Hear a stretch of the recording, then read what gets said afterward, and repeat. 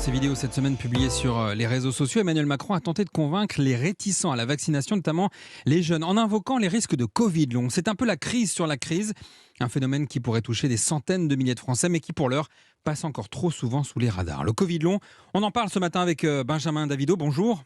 Bonjour. Vous êtes infectiologue, référent Covid à l'hôpital Raymond Poincaré de Garches. Déjà, de quoi parle-t-on? De quels symptômes s'agit-il? Vous avez raison, c'est souvent un florilège de symptômes qui peut aller des maux de tête jusqu'à une grande fatigabilité à l'effort, des douleurs dans les muscles. C'est extrêmement compliqué d'avoir un symptôme précis, mais la plupart du temps, les gens vont se plaindre d'un essoufflement à l'effort, ce qui témoigne de ce qu'on appelle une dysautonomie, c'est-à-dire probablement une désynchronisation entre le cerveau qui pilote de façon automatique la fonction dont vous allez respirer, dont le cœur va s'accélérer, et ce qui est extrêmement gênant pour les individus qui souffrent de ces symptômes. La Haute Autorité de Santé estime à 300 000 cas en France les personnes qui souffrent de ces symptômes qui persistent 6 mois après la contamination. Vous en voyez dans vos services beaucoup ?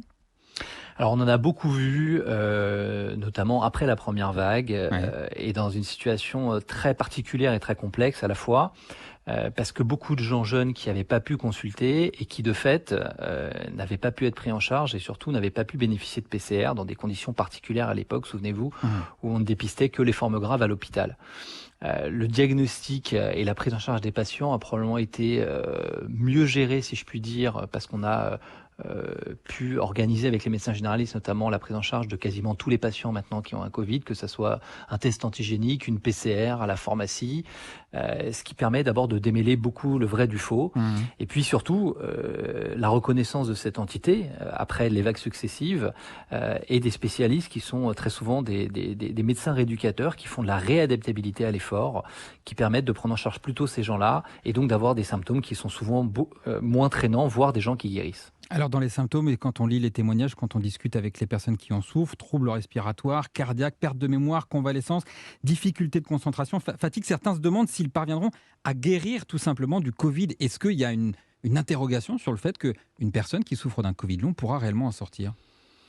Alors c'est une excellente question, c'est très difficile de répondre à cette question, mais on a des données un petit peu rassurantes récentes sur le fait, notamment, vous savez, l'anosmie agudosis, cette fameuse perte du goût et l'odorat, dont peuvent faire partie des syndromes de Covid long, qui maintenant, on le sait, normalement, disparaît après 1 an et nous fait penser que globalement, on devrait se retrouver dans des situations où à partir du moment où le diagnostic est posé et les gens sont dans une prise en charge, les choses devraient s'améliorer au bout d'1 année.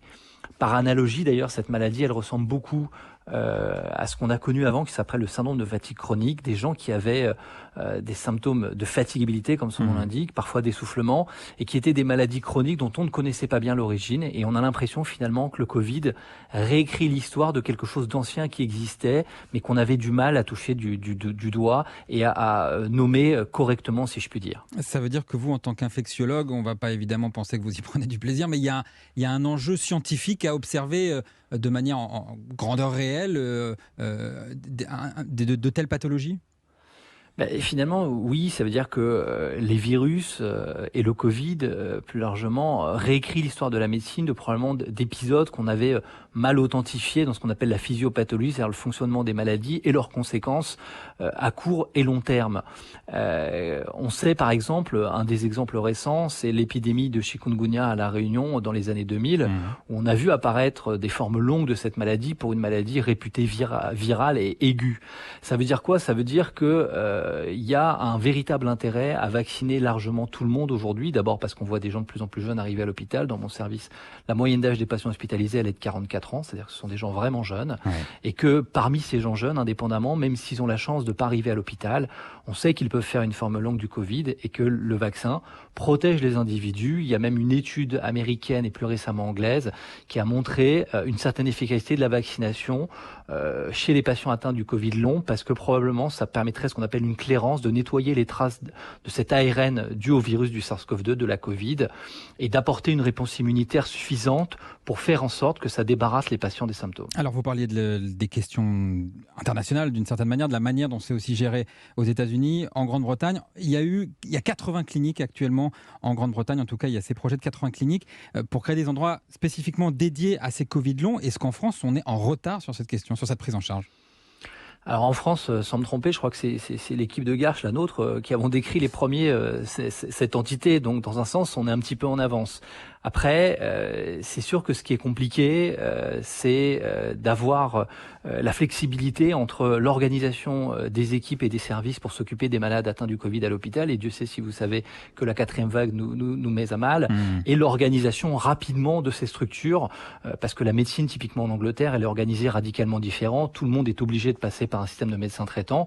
Et c'est vrai que si demain, il faut organiser des circuits courts pour les Covid longs, c'est quelque chose qui initialement n'était pas prévu et qui probablement sera un challenge demain, ou du moins, j'espère, sera un challenge le plus petit possible, car on aura réussi à convaincre les hésitants de se faire vacciner et encore une fois minimiser le nombre de patients atteints de ces formes chroniques de cette maladie. Justement, vous, en tant que médecin, qu'est-ce que vous dites à ceux qui hésitent? Quels mots vous utiliseriez pour toutes les personnes qui hésitent à se faire vacciner aujourd'hui? D'abord aujourd'hui, dans notre malheur finalement, c'est que le Covid aujourd'hui, il a montré qu'il est capable de toucher tout le monde, et y compris dans les formes graves. C'est plus une maladie des comorbides, c'est plus une maladie du sujet âgé. C'est une maladie de tout le monde, comme l'est la rougeole, comme le sont d'autres maladies infectieuses. C'est plus une grippette. Et ça, je pense qu'aujourd'hui, on n'est plus dans une vaccination pour la collectivité. On a réellement un bénéfice individuel, à la fois sur la forte probabilité maintenant qu'on voit arriver des gens jeunes à l'hôpital, et clairement de cette entité des Covid longs qui initialement n'existait pas. On disait aux gens, c'est une maladie, dans 99% des cas, elle guérit. C'est pas vrai, puisque on a du mal aujourd'hui encore à comprendre pourquoi une personne va faire une perte du goût et de l'odorat, d'autres n'en aura pas, d'autres, vous l'avez dit, aura des troubles cognitifs, des troubles de la mémoire, et d'autres une difficulté respiratoire. Et ça peut être très handicapant. Il peut y avoir des séquelles neurologiques à long terme, vraiment, enfin, des gens qui se retrouvent dans des situations neurologiques vraiment compliquées. Absolument, et ce qui a été bien montré, c'est chez les gens qui faisaient des formes sévères, par définition hospitalisées, où on s'apercevait que c'était souvent ce qu'on appelle dans le jargon médical un trigger, un déclencheur d'une accélération du processus de vieillissement du cerveau, avec des gens qui ont des pertes de mémoire et qui finalement, quand on creuse, avaient des petits troubles à minima qui se sont accélérés très brutalement. Et donc encore une fois, on a l'impression que ce virus, il est là comme peut-être d'autres virus qu'on n'arrivait pas à mettre en évidence. Il faut imaginer que on se dépiste pas toutes les semaines de la rougeole, de la varicelle ou je ne sais quoi. Et donc ça, dans ce sens-là, c'est vrai que c'est fantastique, parce que ça nous permet vraiment de comprendre mieux comment fonctionne l'être humain. Il y a pas très longtemps, je sais pas si vous avez entendu, mais il y a une découverte fantastique, je crois sponsorisée par Google, où on a réussi à comprendre comment se replier les protéines dans l'organisme pour pouvoir, par exemple, mieux cibler des médicaments futurs de maladies, y compris de la Covid. Et donc clairement, ce Covid, j'ai envie de voir le verre à moitié plein plutôt qu'à moitié vide, va être le starter peut-être d'une médecine qui va mettre la barre beaucoup plus haute. La vaccination ARN messager va également permettre probablement de prévoir des vaccins contre les cancers, et donc il faudra, j'espère, retenir ça comme un événement positif et non péjoratif. Merci beaucoup Benjamin Davido, infectiologue, référent Covid à l'hôpital Raymond Poincaré de Garches. Merci d'avoir fait le point ce matin sur Europe 1 sur la question du Covid long. Très bonne journée.